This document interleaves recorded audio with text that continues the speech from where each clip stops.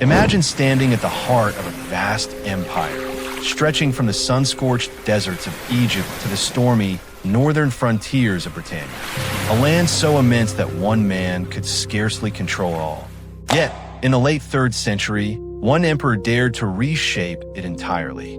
His name, Diocletian. But before we step into his world, take a moment to subscribe and hit that notification bell. This story is packed with betrayals, revolts, and reforms that changed the course of history, and you won't want to miss a single detail.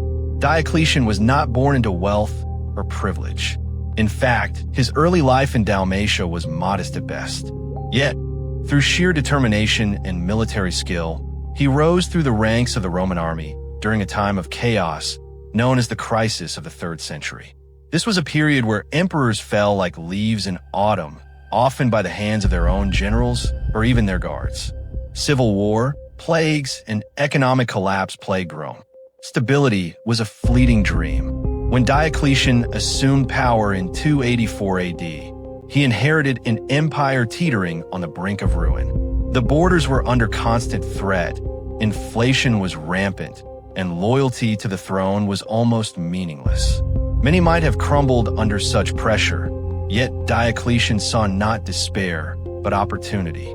His first move was radical. Instead of trying to rule the entire empire from Rome, he devised a plan that seemed almost revolutionary: to divide the empire into manageable sections, each overseen by trusted rulers. This was not just a political decision, it was a survival strategy. Rome could no longer function under a single emperor without collapsing. Diocletian's idea of the Tetrarchy, or rule of 4, split the empire into east and west, with a senior emperor, or Augustus, in each half, and a junior co-emperor, or Caesar, to assist and succeed them. This move was as clever as it was controversial. It allowed for more focused defense along borders constantly under siege from Germanic tribes and Persian forces. It also gave Diocletian a kind of insurance. If one emperor fell, the system could continue. But such innovation came with tension. Ambition, jealousy, and betrayal simmered beneath the surface. As the empire was restructured, Diocletian turned his attention inward. He understood that power could not exist solely on military strength. Economic reform was essential. To combat rampant inflation, he introduced the edict on maximum prices, setting fixed rates for goods and wages across the empire. Though well-intentioned, this policy was nearly impossible to enforce, leading to punishments so harsh that fear became a common tool of compliance. Merchants and farmers alike were caught in a web of strict regulation, struggling to survive under a new, rigid economic order. Diocletian also recognized the need to stabilize the imperial administration. He expanded the bureaucracy, creating a complex network of officials to oversee provinces. While this strengthened control, it also made the state more impersonal and hierarchical. Every action of a citizen could be scrutinized, recorded, and taxed. The empire was becoming less a community and more a well-oiled, sometimes oppressive, machine. Yet perhaps most dramatically, Diocletian altered the very image of imperial power. He embraced a philosophy of near-divine status. No longer was the emperor a mere citizen in ceremonial robes. He became untouchable, majestic, almost otherworldly. Court rituals emphasized this separation. Servants would shield him from the sun, prostrate themselves before him, and perform elaborate ceremonies. Diocletian's presence alone was a statement. The emperor was the ultimate authority, unchallenged, untouchable. And yet, for all his reforms, Diocletian's reign was not without blood. The Great Persecution, launched in 303 AD, sought to eradicate Christianity, which he viewed as a threat to imperial unity and the old Roman religious traditions. Tens of thousands were executed or tortured for refusing to renounce their faith. While this dark chapter shows the harshness of his rule, it also highlights his obsession with control and uniformity, both administrative and spiritual. At the same time, Diocletian's division of the empire began to sow seeds that would later grow into conflict. The Tetrarchy was ingenious, but but relied entirely on loyalty and careful succession planning. Ambitious generals, rival emperors, and ambitious Caesars all threatened the fragile balance. After his abdication in 305 AD, the system he created could not withstand human ambition, and civil wars would erupt within decades. Pause for a moment. If you're fascinated by how one man's decisions could ripple through centuries, take a second to like this video. It helps bring more incredible history like this straight to your feed. Diocletian's abdication was unprecedented. Unlike predecessors who clung to power until death, he stepped down voluntarily, retreating to his palace in modern-day Split, Croatia.